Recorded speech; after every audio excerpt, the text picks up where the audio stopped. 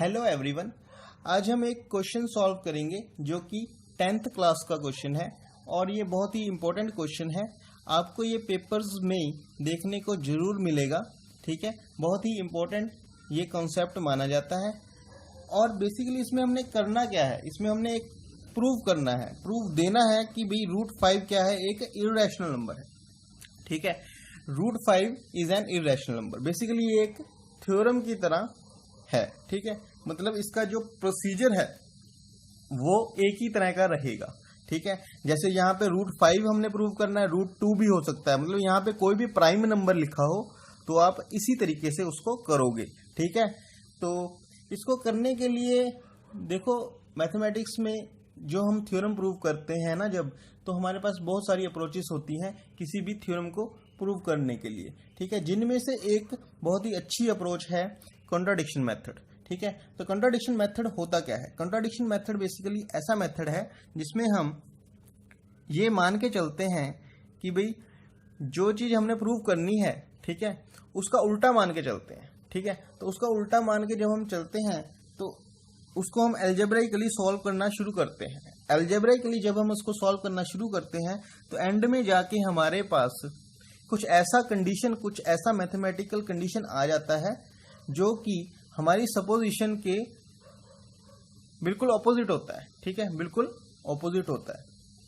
तो इससे हम कहते हैं कि भाई ये कॉन्ट्राडिक्ट कर गया रिजल्ट हमारा, ठीक है। मतलब जैसा हम मान के चल रहे थे उसके उल्टा रिजल्ट आ गया। ऐसा तो पॉसिबल हो ही नहीं सकता। मतलब जो हमने माना हुआ था वो क्या था, हमारा गलत था, ठीक है।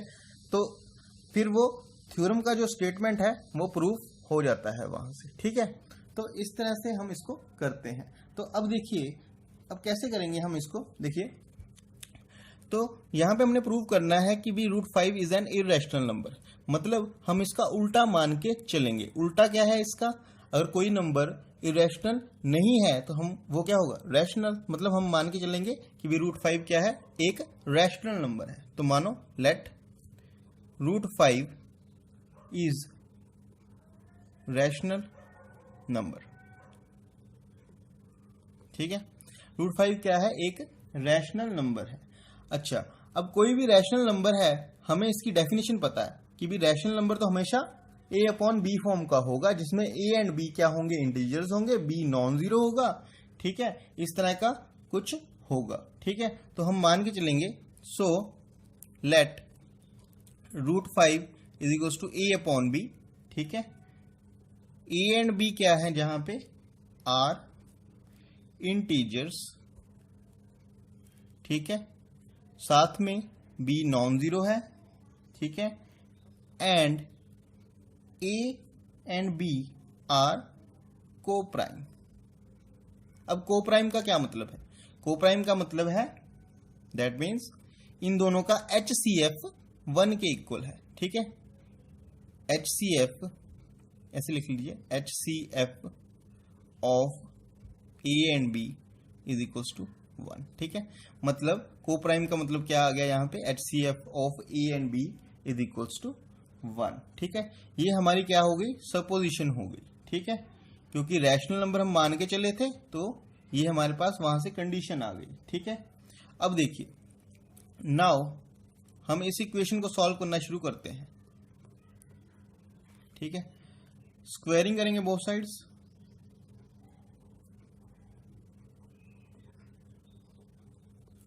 ठीक है।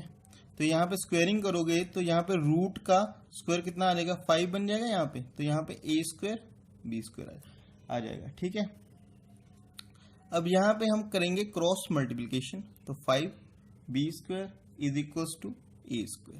इसको मैं कैसे लिख सकता हूँ, a² is equal to 5b², ठीक है।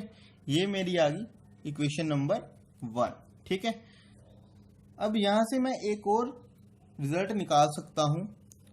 देखिए यहाँ पे क्या लिखा हुआ, a² is equal to 5 times b² plus 0। मतलब ये क्या बन रहा है हमारा, डिविडेंड इज इक्वल टू, ठीक है, divisor into quotient plus remainder. Remainder 0 है, मतलब ये पूरा पूरा डिवाइड कर रहा है, मतलब a² का पूरा पूरा डिवाइड कर रहा है 5।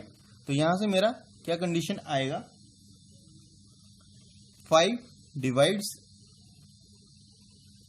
ए स्क्वायर। ठीक है, अब हमारे पास एक रिजल्ट होता है कि भाई अगर कोई प्राइम नंबर डिवाइड कर रहा है किसी नंबर के स्क्वायर को, तो मतलब वो प्राइम नंबर उस नंबर को भी डिवाइड करेगा। देखिए अब यहाँ पे क्या है, 5 एक प्राइम नंबर है, वो डिवाइड कर रहा है ए के स्क्वायर को, मतलब 5 डिवाइड करेगा ए को भी। ठीक है, अगर 5 ए को डिवाइड करेगा तो इसका मतलब क्या है कि 5 क्या है, इज अ फैक्टर ऑफ ए। ठीक है, 5 क्या है, फैक्टर ऑफ ए है, इसको आप 2 मान लीजिए। ठीक है, नेक्स्ट अब देखिए अगर 5 जो है फैक्टर ऑफ ए है तो इसका मतलब ये है कि भाई पक्का ए को 5 डिवाइड कर रहा होगा। ठीक है, अगर ए को 5 डिवाइड कर रहा होगा तो ए को मैं लिखूंगा a is equals to 5c, मतलब dividend is equals to divisor into quotient plus remainder is 0। ठीक है, रिमाइंडर क्यों 0, क्योंकि ये फैक्टर है। ठीक है, पूरा पूरा डिवाइड करेगा। ठीक है, तो ये इसके को लाएगा where c is any positive, any की जगह आप सम लिख सकते हो, मतलब सम कोई क्वेश्चन एग्जिस्ट कर जाएगा ना, कोई आ जाएगा। ठीक है, तो सम पॉजिटिव, और पॉजिटिव ही आएगा। ठीक है, पॉजिटिव इंटीजर, वो कोई पॉजिटिव इंटीजर आएगा। ठीक है, इतना हो गया। ठीक है, अब देखिए अब हम क्या करेंगे, ये जो a इक्वल्स टू 5c आया है हमारे पास, ठीक है, इसको हम पुट करेंगे। ठीक है, तो देखिए कैसे करते हैं, put a is equals to 5c, ठीक है, इन इक्वेशन 1। इक्वेशन 1 में जब हम इसको पुट करेंगे तो हमारे पास क्या निकल के आएगा, we get 5c square is equals to 5b square. ठीक है, तो इसको आगे सॉल्व करते हैं, 25c square is equals to 5b square. यहां से 5 इधर डिवाइड कर दीजिए। ठीक है, cancel, 5c square is equals to b square, तो this implies b square is equals to 5c square. ठीक है, तो यहां से फिर से हमारे पास क्या आ जाएगा, 5 डिवाइड्स b स्क्वायर। अब फिर से वही रिजल्ट कि प्राइम नंबर b स्क्वायर को डिवाइड कर रहा है तो प्राइम नंबर b को भी डिवाइड करेगा। ठीक है, प्राइम नंबर b को भी डिवाइड करेगा। इसका मतलब क्या है, 5 क्या है, is a factor of b। ठीक है, ये हमारे पास इक्वेशन नंबर 3 आ चुका है। ठीक है, अब देखिए हम कैसे इक्वेशंस को कंबाइन करके नया रिजल्ट निकालेंगे। देखिए फ्रॉम 2 and 3 से हमारे पास क्या आ रहा है, वी कंक्लूड दैट 5 क्या है, देखो इक्वेशन नंबर 2 में लिखा हुआ है कि 5 is factor of a and equation number 3 में लिखा हुआ है कि 5 इज फैक्टर ऑफ b, तो मतलब 5 दोनों का ही फैक्टर है। ठीक है, we conclude that 5 is a factor of a and b both, मतलब दोनों का ही वो फैक्टर है। ठीक है, अगर देखो अब यहां पे हमारे पास 5 फैक्टर उसका मिल गया, दोनों का ही। ठीक है, अब हम मान के चले थे जब, है ना, स्टार्टिंग में हमने क्या माना था, देखो स्टार्टिंग में हमने माना था कि भाई ये को प्राइम है a एंड b, मतलब a और b का तो फैक्टर जो आएगा, मतलब हाईएस्ट कॉमन फैक्टर जो भी आएगा वो 1 आएगा, मतलब 1 से बड़ा कोई फैक्टर नहीं आ सकता इनका।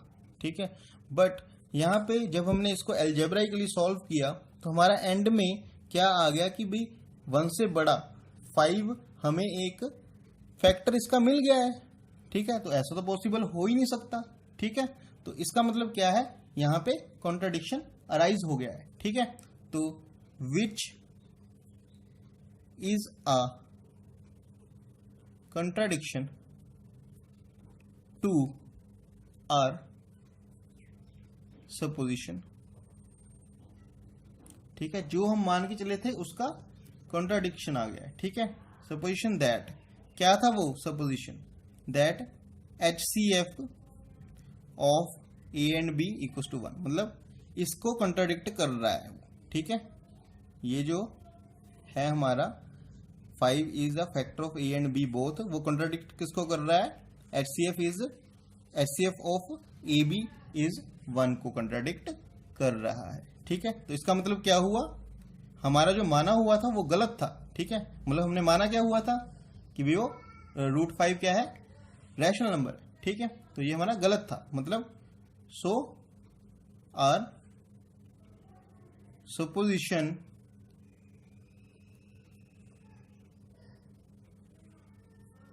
इज रॉन्ग, ठीक है। दैट मीन्स, इसका क्या मतलब है, that means √5 is not rational number, not a rational number, ठीक है, नॉट अ रैशनल नंबर। तो हेंस मतलब अगर वो रैशनल नहीं है तो फिर क्या होगा, पक्का इरेशनल ही होगा। Hence √5 is an irrational number, ठीक है। हेंस द थ्योरम, ठीक है, या फिर हेंस द प्रूफ, ठीक है, या फिर हेंस प्रूव्ड लिख लो, ठीक है, हेंस प्रूव्ड, ठीक है। तो हमारा ये जो बहुत ही इंपॉर्टेंट क्वेश्चन था 10th क्लास का, ठीक है, वो हमने कंप्लीट कर लिया है, ठीक है। आप इसको स्टेप बाय स्टेप, ठीक है, फॉलो कीजिए इस क्वेश्चन को, ठीक है, कॉपी में लिखिए साथ साथ में, तो आपको अच्छे से समझ आएगा। और 2-4 बार खुद भी कोई और क्वेश्चन करके देखिए, जैसे √7 is an irrational number, √13 is an irrational number, ठीक है। ऐसे क्वेश्चंस खुद ट्राई करके देखिए, ठीक है। प्रोसेस यही रहेगा सारा, ठीक है। तो आपको प्रोसेस जो है क्लियर हो गया होगा, ठीक है, मुझे तो यही उम्मीद है, ठीक है। तो थैंक यू वेरी मच। बाकी आपको कोई भी प्रॉब्लम आई हो वीडियो में, ठीक है, कोई आपको क्वेश्चन में प्रॉब्लम हुई हो समझने में, ठीक है, तो आप कमेंट कर सकते हो। Thank you very much.